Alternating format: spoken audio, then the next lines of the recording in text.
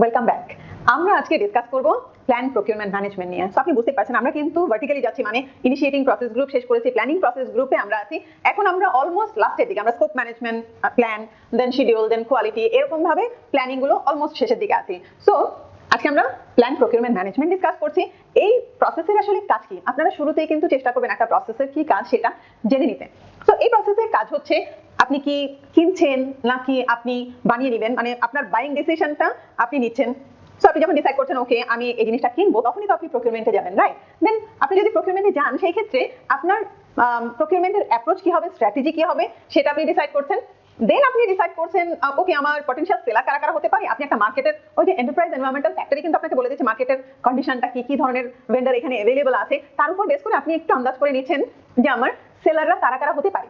Seller select কিন্তু আমরা এই প্রসেসে করছি না, আমরা বড়জোর সোর্স সিলেকশন ক্রাইটেরিয়া সিলেক্ট করছি, কিভাবে প্রকিউরমেন্ট হবে সেটা সিলেক্ট করছি। দেন আপনার কন্ট্রাক্ট টাইপগুলো আমরা ডিসাইড করছি, প্রকিউরমেন্টের স্ট্র্যাটেজি, বিড ডকুমেন্ট কি, request for proposal, request for bid. So আমরা যখন প্রকিউরমেন্ট করতে মানে কন্ডাক্ট প্রকিউরমেন্টের সেলার সিলেক্ট করব, ওই মুহূর্তে গিয়ে কিন্তু আমরা ডকুমেন্ট রেডি করব না, আমরা আগে থেকে রেডি করে রাখবো যে আমরা এই জিনিস কিনবো এবং সেই জিনিসের যত ডকুমেন্ট আছে, request for proposal, request for bid, এগুলো আমরা এই প্রসেসে করে রাখবো। সো দেখে নেই ইনপুটগুলো। আমাদের ফার্স্ট ইনপুট হচ্ছে প্রজেক্ট চার্টার। প্রজেক্ট চার্টারই আমাদের একটা বেসিক আইডিয়া দিচ্ছে যে আমরা কি ধরনের প্রকিউরমেন্ট এই প্রসেসে করতে পারি। নেক্সট আমাদের আছে বিজনেস ডকুমেন্ট। বিজনেস ডকুমেন্টে যেমন আপনি চিন্তা করছেন বিজনেস কেস আছে, বিজনেস কেসে আপনি চিন্তা করেন ওকে আমার প্রকিউরমেন্ট তো আমি করছি, সো প্রকিউরমেন্টের আমার হয়তো কিছু খরচ হবে, দেন আমরা কিছু বেনিফিট হবে। প্রজেক্টটা আমরা একটা কস্ট বেনিফিটের উপর বেস করেই তো দাঁড় করিয়েছি, রাইট? এমন যদি হয়ে যায় যে আমি প্রকিউরমেন্ট এত বেশি খরচ হয়ে যাচ্ছে যে আমার প্রজেক্ট করার আর ভায়াবিলিটি থাকছে না, সেটা আমরা চাই না। এই জন্য আমাদের বিজনেস কেস লাগবে এবং বেনিফিট ম্যানেজমেন্ট প্ল্যান লাগবে। আমাদের প্রজেক্ট ম্যানেজমেন্ট প্ল্যানের যে কম্পোনেন্ট গুলো আছে, যেমন scope management plan, scope management প্ল্যানে তো আপনার প্রজেক্ট স্কোপ স্টেটমেন্ট আছে, তার কম্পোনেন্ট আপনি এখানে এসে ইউজ করবেন, যেটা যেটা আপনি কিনে নেবেন সেখান থেকে নেবেন। কোয়ালিটির ক্রাইটেরিয়া আপনি বলে দিয়েছেন কোয়ালিটি ম্যানেজমেন্ট প্ল্যানে, রাইট? সো আপনি এটাও আপনাকে গাইড করবে। রিসোর্স ম্যানেজমেন্ট প্ল্যান আপনাকে হেল্প করবে যাতে প্রকিউরমেন্টে আমার যে রিসোর্স আমি প্ল্যান করেছি তারা কি প্রকিউরমেন্টটা ম্যানেজ করতে পারবে কিনা, না হলে হয়তো ট্রেনিং দিতে হবে। দেন স্কোপ বেসলাইনের কম্পোনেন্ট আপনার এখানে লাগবে। আরো যে ইনপুট গুলো আছে, আমরা কি বললাম, প্রজেক্ট চার্টার, দেন বিজনেস ডকুমেন্ট এবং প্রজেক্ট ম্যানেজমেন্ট প্ল্যানের কম্পোনেন্ট গুলো। আর যে ইনপুট গুলো আছে প্রজেক্ট ডকুমেন্টস, অনেকগুলো প্রজেক্টের ডকুমেন্ট যেমন মাইলস্টোন লিস্ট, প্রজেক্টের টিম অ্যাসেসমেন্ট, এই জিনিসগুলো আপনার হাতে থাকতে হবে। মাইলস্টোন লিস্ট আপনাকে বলে দিবে কোন প্রকিউরমেন্ট কোন সময় করতে হবে, স্টেকহোল্ডার রেজিস্টারও আপনার লাগবে, সো যে কারা কারা ইনভলভ হবে আপনার প্রকিউরমেন্টে, এই কারণে। নেক্সট যে ইনপুট আছে সেটা হচ্ছে এন্টারপ্রাইজ এনভায়রনমেন্টাল ফ্যাক্টর। সো আপনার এন্টারপ্রাইজ এনভায়রনমেন্টাল ফ্যাক্টর আপনাকে বলে দিচ্ছে যে আপনার মার্কেটের কন্ডিশনটা কি ধরনের, সাপ্লায়ার এই মার্কেটে अवेलेबल আছে, তাদের রেপুটেশন কি ধরনের। সো এই ধরনের যে একটা এনভায়রনমেন্টাল ফ্যাক্টর, সেটাও আপনার ইনপুট হিসেবে ডেফিনেটলি আসবে। আরো একটা ইনপুট আছে যেটা আমরা নেক্সট ভিডিওতে ডিসকাস করব, বিকজ অর্গানাইজেশনাল প্রসেস অ্যাসেট ওপি এর আন্ডারে কন্ট্রাক্ট টাইপ আছে, কন্ট্রাক্ট টাইপ সহ নেক্সট যে ইনপুট আছে সেটা আমরা ডিসকাস করব নেক্সট ভিডিওতে, সাথেই থাকুন। ধন্যবাদ সাথে থাকবার জন্য। আমরা আলোচনা করছিলাম ইনপুট গুলো নিয়ে প্ল্যান প্রকিউরমেন্ট ম্যানেজমেন্টের। সো লাস্ট যে ইনপুট আছে ওপি, অর্গানাইজেশনাল প্রসেস অ্যাসেট, আমরা সেটা দিয়ে শুরু করছি। সো অর্গানাইজেশনাল প্রসেস অ্যাসেটের মধ্যে যেটা আমাদের সবচেয়ে বেশি হয়তো ইম্পর্টেন্ট সেটা হচ্ছে প্রি অ্যাপ্রুভ। যদি আমাদের কোনো সেলার লিস্ট থাকে, এমন থাকে না যে অর্গানাইজেশনের সাথে আমার অর্গানাইজেশনের সাথে আরেকটা অর্গানাইজেশনের একটা কন্ট্রাক্ট অলরেডি হয়ে গেছে, আমরা যত কম্পিউটার কিনি সেটা হয়তো ওই কোম্পানি থেকে কিনি। সো প্রি অ্যাপ্রুভ যদি কোনো সেলার থাকে তাহলে সে ডেফিনেটলি একটা ইনপুট হিসেবে কাজ করছে। দেন আমরা কন্ট্রাক্ট টাইপ ডিসকাস করব বলেছিলাম। কন্ট্রাক্ট টাইপের মধ্যে আমাদের বেসিক তিনটা কন্ট্রাক্ট টাইপ আছে, ফিক্সড প্রাইস, কস্ট রিইম্বার্সমেন্ট এবং টাইম এন্ড ম্যাটেরিয়াল।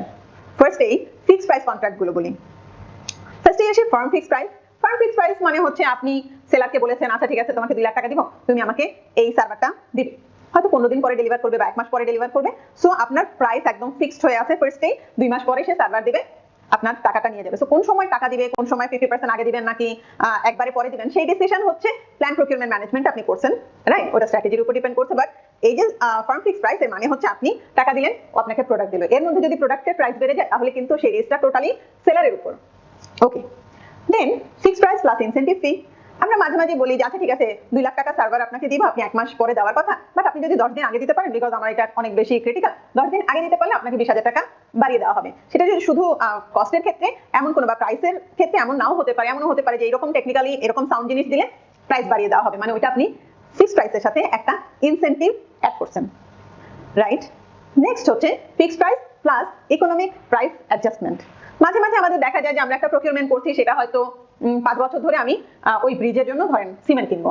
সো আমি তো ডেফিনেটলি বাকি যে কন্ট্রাক্ট গুলো, যে পিও ইস্যু করা বা কন্ট্রাক্টের টাইপ সবকিছু আমি ফাইনাল করে ফেলেছি, প্রকিউরমেন্ট স্ট্র্যাটেজি ফাইনাল, কি কোয়ালিটি হবে সব ফাইনাল। শুধুমাত্র আমরা হয়তো বলছি আচ্ছা ঠিক আছে, একটা নির্দিষ্ট টাইম পর পর আমরা প্রাইসটাকে অ্যাডজাস্ট করবো। এটা ইনফ্লেশনের জন্য হতে পারে, অথবা হতে পারে যে সিমেন্টের প্রাইস তো 2 মাস পর পর দেখা যাবে প্রাইস খুব বেশি ফ্রিকোয়েন্টলি আপ ডাউন করে, রাইট।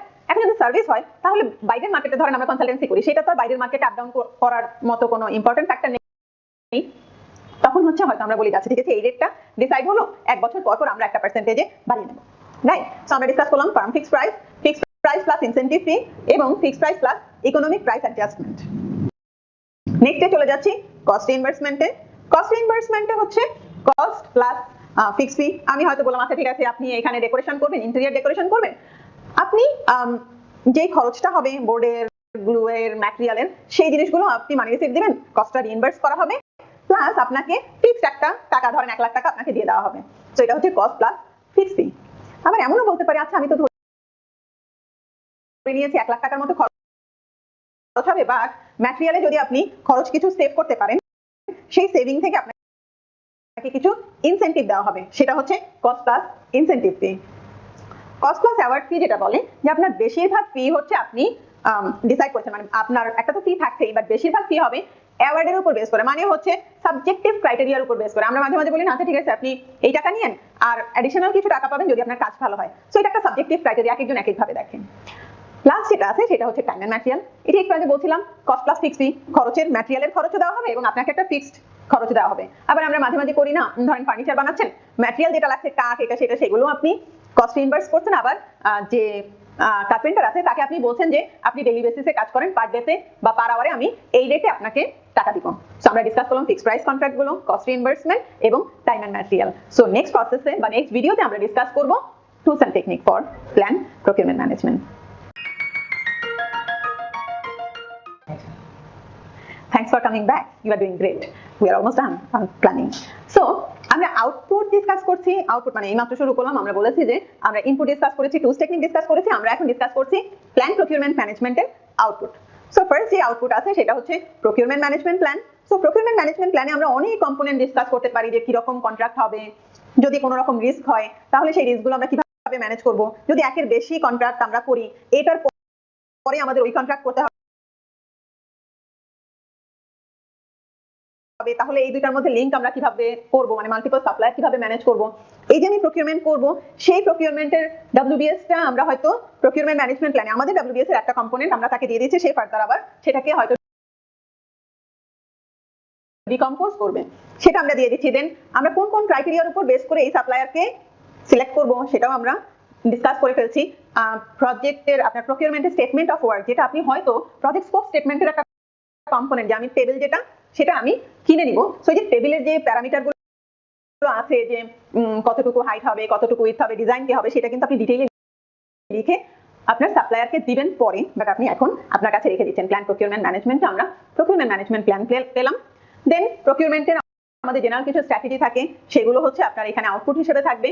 বিড ডকুমেন্ট, যেমন request for proposal, request for bid, আমাদের টেন্ডারের ডকুমেন্টটা কি ধরনের হবে সেগুলো আমরা এখনই রেডি করে রেখে দিচ্ছি। যখন কন্ট্রাক্ট প্রকিউরমেন্ট হবে তখন শুধুমাত্র ডকুমেন্ট গুলো দিয়ে দিব, সাপ্লায়ার আসবে, এসে প্রপোজাল দিবে, আমরা সিলেক্ট করে ফেলবো। আমরা কিন্তু কাজ করার সময় বেশি সময় নষ্ট করবো না, প্ল্যানিং এ সব আগে থেকে রেডি করে রাখবো। অ্যাজ পার প্ল্যান জাস্ট আমরা এক্সিকিউটিং এ কাজ করা শুরু করবো, বিকজ কন্ট্রাক্ট প্রকিউরমেন্ট হবে এক্সিকিউটিং এ, ওই সময় আমাদের সময় নষ্ট করার সময় নেই। আচ্ছা, so then procurement statement of work আমি আগেই বলেছি, এটাও একটা output. Then source selection criteria, আমরা কিন্তু আগেও টুলস টেকনিক আপনি পেয়েছেন যে সোর্স সিলেকশন ক্রাইটেরিয়া আমরা যেটা নিয়ে অ্যানালাইজ করেছি। সো এখন আমরা ফাইনাল করলাম যে এই যে 10 ধরনের প্রকিউরমেন্ট হবে, কোন প্রকিউরমেন্টটার কোন ধরনের সোর্স সিলেকশন ক্রাইটেরিয়া আমরা রাখবো। ইন্ডিপেন্ডেন্ট এস্টিমেটও আমরা মাঝে মাঝে ইউজ করতে পারি। আপনার হয়তো এমন কিছু প্রকিউরমেন্ট হচ্ছে যেটা সম্বন্ধে আপনার মনে হচ্ছে যে আমার তো এত ধারণা নেই, এটা ফার্স্ট টাইম আমি ম্যানেজ করছি, তখন আপনি বলতে পারেন যে ওকে আমার কস্ট কিরকম হবে এখনই বুঝতে পারছি না, তাহলে বাইরে থেকে কাউকে দিয়ে একটা এস্টিমেট করিয়ে নিই, পরে যখন সাপ্লায়াররা মানে প্রসপেক্টিভ সাপ্লায়াররা প্রপোজাল সাবমিট করবেন, আপনি এর সাথে ইন্ডিপেন্ডেন্ট এস্টিমেটের সাথে ম্যাচ করে দেখতে পারেন। সো আপনার এই প্রসেসের আউটপুট চেঞ্জ রিকোয়েস্টও হতে পারে, প্রজেক্টের ডকুমেন্টও কিছু আপডেট হতে পারে, রিকোয়ারমেন্ট ফেসিবিলিটি ম্যাট্রিক্স যেহেতু আপনি প্রকিউরমেন্ট করতে গিয়েছেন আর নতুন কিছু অ্যাড হতে পারে, রেজিস্টার আর অর্গানাইজেশনাল প্রসেস অ্যাসেটও আপনার আপডেট হতে পারে। সো এই ছিল আমাদের প্ল্যান প্রকিউরমেন্ট ম্যানেজমেন্ট নিয়ে আমরা নেক্সটে চলে যাব স্টেক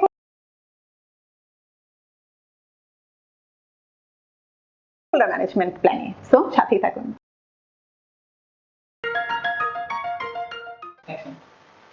ওয়েলকাম ব্যাক। আমরা এই ভিডিওতে ডিসকাস করব প্ল্যান স্টেক হোল্ডার ম্যানেজমেন্ট নিয়ে। So stakeholder management plan হচ্ছে এই প্রসেসের আউটপুট। সো এই আউটপুট যে স্টেক হোল্ডার ম্যানেজমেন্ট প্ল্যান দিয়ে মেইন পারপাসটা কি, আপনার যারা স্টেক হোল্ডার আছে তাদের এঙ্গেজমেন্ট লেভেল যাতে থ্রু আউট দ্য প্রজেক্ট, যতদিন প্রজেক্ট চলবে তারা যেন আপনাকে প্রপারলি সাপোর্ট দেয়, লিডিং যাকে রাখছেন সে যাতে লিড করে। সো তাদের এঙ্গেজমেন্ট লেভেল তাকে ধরে রাখা, যে লেভেলে আপনি চাচ্ছেন সেটার জন্য কি করতে হবে সেটা আপনি প্ল্যান করছেন। সো দেখে নিন ইনপুট গুলো। ফার্স্টে আপনার প্রজেক্ট চার্টার ফার্স্টে ইনপুট, বিকজ আপনার প্রজেক্টের চার্টারই, ইভেন আমরা কিন্তু ইনিশিয়ালি কে কে স্টেক হোল্ডার হতে পারে সেটাও আমরা প্রজেক্ট চার্টারে লিখেছি। তো চার্টার থেকে আপনি আইডিয়া পাবেন যে কে কে স্টেক হোল্ডারের আছে এবং কাকে কাকে আপনার কিভাবে ম্যানেজ করলে ভালো হবে, right? Then project management plan, project management প্ল্যানে রিসোর্স ম্যানেজমেন্ট প্ল্যান আছে, কমিউনিকেশন ম্যানেজমেন্ট প্ল্যান আছে, যেই যেই রিসোর্স গুলোকে আপনি আইডেন্টিফাই করেছেন এবং যেই রিসোর্সকে কিভাবে কোন রিসোর্সকে ম্যানেজ করবেন সেটা আপনি ডিসকাস করেছেন। সো এই জিনিসগুলো আপনার স্টেক হোল্ডার ম্যানেজ করতে, কারণ রিসোর্স আপনার in fact stakeholder. Communication management প্ল্যানে আপনি বলেছেন কাকে কিভাবে কমিউনিকেট করবেন, সো তারাও কিন্তু সেটাও আপনার স্টেক হোল্ডার ম্যানেজমেন্ট প্ল্যানের একটা ইনপুট হিসেবে কাজ করবে, বিকজ আপনি স্টেক হোল্ডার ম্যানেজ করার জন্যই আসলে কমিউনিকেশন ম্যানেজমেন্ট প্ল্যান তৈরি করেছেন। প্রজেক্টের কিছু ডকুমেন্টস আছে যেমন ইস্যু লগ, চেঞ্জ লগ। যখন যখন একটা ইস্যু হবে, একটা ইস্যুর সাথে যারা যারা রেলেভেন্ট আছে তারা কিন্তু নতুন করে আপনার স্টেক হোল্ডার অ্যাড হয়ে যাচ্ছে, তাকে আবার কিভাবে ম্যানেজ করবেন সেই চিন্তা করতে হচ্ছে। নতুন যখন কোনো চেঞ্জ আসে সেই চেঞ্জই বলে দিচ্ছে কাকে কাকে আপনার নতুন করে স্টেক হোল্ডার অ্যাড হচ্ছে এবং কিভাবে আপনি তাকে ম্যানেজ করবেন। এগ্রিমেন্ট আমাদের ইনপুট, বিকজ এগ্রিমেন্টের মধ্যে আসলে আমরা নতুন করে কিছু স্টেক হোল্ডার পাচ্ছি। এন্টারপ্রাইজ এনভায়রনমেন্টাল ফ্যাক্টর এবং অর্গানাইজেশনাল প্রসেস অ্যাসেট, এই দুটো তো আমাদের ইনপুট থাকে, বিকজ এন্টারপ্রাইজ এনভায়রনমেন্টাল ফ্যাক্টর আমাকে বলে দিচ্ছে কেমন স্টেক হোল্ডার আছে, আমাদের কন্ডিশনটা কি, ফ্যাক্টর গুলো, এন্টারপ্রাইজ এনভায়রনমেন্টাল ফ্যাক্টর গুলো। এবং অর্গানাইজেশনাল প্রসেস অ্যাসেট আপনাকে হয়তো আগের প্রজেক্টের ডকুমেন্ট আছে, সেখানে কি কি ইস্যু ঘটেছিল, কোন স্টেক হোল্ডারকে কিভাবে ম্যানেজ করা হয়েছে, সেগুলো হয়তো আপনি ওপিএ থেকে পেয়ে যেতে পারেন। সো টুলস টেকনিক আমরা ডিসকাস করব নেক্সট ভিডিওতে, সাথেই থাকুন।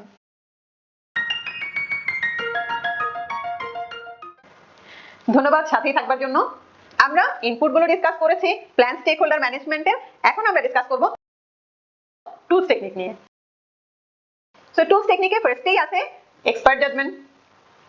আমাদের এমন অনেক এক্সপার্ট আছে যারা আগে এই ধরনের এই টাইপের প্রজেক্টে কি ধরনের স্টেক হোল্ডার থাকে, এই ধরনের স্টেক হোল্ডারকে কিভাবে ম্যানেজ করা যায় সেটা যদি আগে কারো এক্সপেরিয়েন্স থেকে থাকে এরকম, তাহলে তাদের আমরা এক্সপার্ট জাজমেন্ট নিতে পারি। দেন ডাটা গ্যাদারিং এ বেঞ্চমার্কিং, বেঞ্চমার্কিং তো আপনারা আগেই জানেন ইন্ডাস্ট্রি স্ট্যান্ডার্ডটা কি, সেটা বেস্ট কোয়ালিটি কি। আপনার যদি আগে কোনো বেঞ্চমার্কিং এর ডাটা থাকে যে হ্যাঁ ওই প্রজেক্টে এরকম একটা সিচুয়েশনে ওইভাবে স্টেক হোল্ডারকে ম্যানেজ করা হয়েছিল, তাহলে আপনি ওইটাকে বেঞ্চমার্ক করতে পারেন যে এই ধরনের ঘটনা ঘটলে বা এরকম স্টেক হোল্ডারকে আমরা ওইভাবে ম্যানেজ করব। দেন ডাটা অ্যানালাইসিসে আপনার কিছু অ্যাজাম্পশন আছে, কনস্ট্রেন্ট আছে, রুট কজ অ্যানালাইসিস। যেমন রুট কজ অ্যানালাইসিস গুলো আমরা আসলে কি করি, কেন আমার সমস্যা হচ্ছে, কেন আমাদের স্টেক হোল্ডাররা কোন পজিশনে আছে, রেজিস্ট্যান্ট হলে সে কেন আছে, এটা আমি যত রুট কজ অ্যানালাইসিস করব তখন গিয়ে আমি বুঝতে পারবো যে আচ্ছা কি করলে আমার এই স্টেক হোল্ডার হয়তো রেজিস্ট্যান্ট থেকে নিউট্রাল হবে বা সাপোর্টার হবে। সো রুট কজ অ্যানালাইসিসটা ডাটা অ্যানালাইসিসের মধ্যে পড়ছে। ডিসিশন মেকিং এ প্রায়োরিটাইজেশন ম্যাট্রিক্স থাকতে পারে। দেন প্রায়োরিটাইজেশন ম্যাট্রিক্স আপনি আগে কার ইনফ্লুয়েন্স কেমন, কাকে আপনি কি কি ছিল ইনফ্লুয়েন্স কেমন, তার পাওয়ার কি ধরনের, এই জিনিসগুলো যখন আপনি জানবেন তখন আপনি বুঝতে পারছেন যে আপনার কোন স্টেক হোল্ডারকে কিভাবে ম্যানেজ করতে হচ্ছে। Next data representation, mind mapping হতে পারে, স্টেক হোল্ডার এঙ্গেজমেন্ট ম্যাট্রিক্স হতে পারে। দেন আরো অনেক আপনার অ্যানালাইসিসের টুলস থাকতে পারে যেটা দিয়ে আপনি এখানে হয়তো আপনি কার পাওয়ার, ইন্টারেস্ট, গ্রিড বা আপনার কে কোন অবস্থায় আছে, কারো পাওয়ার যদি লো হয়, ইন্টারেস্টও যদি লো হয়, তাকে আপনি যেভাবে ম্যানেজ করবেন, যার পাওয়ার হাই, ইন্টারেস্ট হাই, তাকে তো আর সেভাবে ম্যানেজ করবেন, আরো ক্লোজলি ম্যানেজ করতে হবে। সো এই যে আপনার অ্যানালাইসিস গুলো আছে সেগুলো আপনার হেল্প করবে। দেন আমাদের যেই স্টেক হোল্ডারের এঙ্গেজমেন্ট টাইপ আছে, যেমন কিছু কিছু এঙ্গেজমেন্ট টাইপ ফ্রেমওয়ার্ক 6 তে বলা আছে। ফার্স্টে হচ্ছে আনঅ্যাওয়ার। আনঅ্যাওয়ার হচ্ছে কোন কোন স্টেক হোল্ডার আছে যাদের আপনি আইডেন্টিফাই করেছেন কিন্তু সেই স্টেক হোল্ডার কিন্তু জানেও না যে আপনার প্রজেক্ট শুরু হয়েছে বা শুরু হচ্ছে। সো সে হচ্ছে আনঅ্যাওয়ার, সে কিছুই জানে না এই প্রজেক্ট সম্বন্ধে। দেন রেজিস্ট্যান্ট হতে পারে, কোন কোন স্টেক হোল্ডার আছে যারা জানে আপনার প্রজেক্ট শুরু হয়েছে এবং তারা চায় না যে আপনার প্রজেক্ট হোক, হয়তো সে কোনোভাবে নেগেটিভলি ইম্প্যাক্টেড হবে এই কারণে। দেন আপনার নিউট্রাল হতে পারে, কোনো স্টেক হোল্ডার আছে যে আমি জানি আপনার প্রজেক্ট শুরু হয়েছে, সো আমি কেয়ার করি না, মানে আপনি ভালোতেও নেই খারাপেও না, আপনি রেজিস্টও করছেন না সাপোর্টও করছেন না। সাপোর্টার বা সাপোর্টিভ কিছু স্টেক হোল্ডার থাকতে পারে যারা আপনার প্রজেক্টটা চাই হোক, হয়তো সে কোনো বেনিফিট পাবে, সো সে আপনাকে সাপোর্ট করবে। লিডিং কিছু স্টেক হোল্ডার আপনি হয়তো চিন্তা করতে পারেন যে এই স্টেক হোল্ডার আমার লিড করবেন, হয়তো আপনি জানেন যে ওইখানে এরকম যদি কোনো পজিশন হয়, কোনো রকম এরকম ইস্যু হলে আমি চাই যে এই লোকের কথা বাকি সবাই শুনে উনি লিড করুক, উনি গিয়ে সবাইকে হয়তো বুঝাবে, তখন একটা আপনি ম্যানেজ করতে পারবেন বাকি স্টেক হোল্ডারদের। সো এই যে আপনি এই স্টেজে এসে ডিসকাস করছেন বা এই স্টেজে এসে আপনি চিন্তা করছেন যে কোন স্টেক হোল্ডার, ওখানে দেখবেন আপনার একটা ম্যাট্রিক্স দেওয়া আছে। এই মুহূর্তে আপনি এই ম্যাট্রিক্সটাতে দেখছেন যে সেখানে আপনি দেখতে পাচ্ছেন যে কিছু জায়গায় সি লেখা আছে, কিছু জায়গায় ডি লেখা আছে। সি হচ্ছে কারেন্ট স্টেট, ধরেন স্টেক হোল্ডার 1 এখন আনেওয়ার আছে, কারেন্টলি আনেওয়ার আছে, বাট আপনি চাচ্ছেন যে সে সাপোর্টিভ হোক। স্টেক হোল্ডার 2 সে নিউট্রাল আছে, তাকে আপনি সাপোর্টিভ চাচ্ছেন।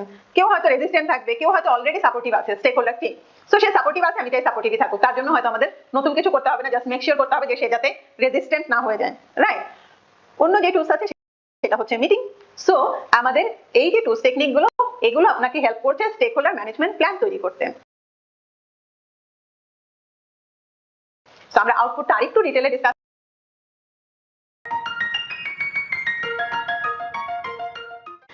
আমরা স্টেক হোল্ডার ম্যানেজমেন্ট প্ল্যান মানে প্ল্যান স্টেক হোল্ডার ম্যানেজমেন্টের ইনপুট ডিসকাস করেছি, দেন টুলস টেকনিক ডিসকাস করেছি।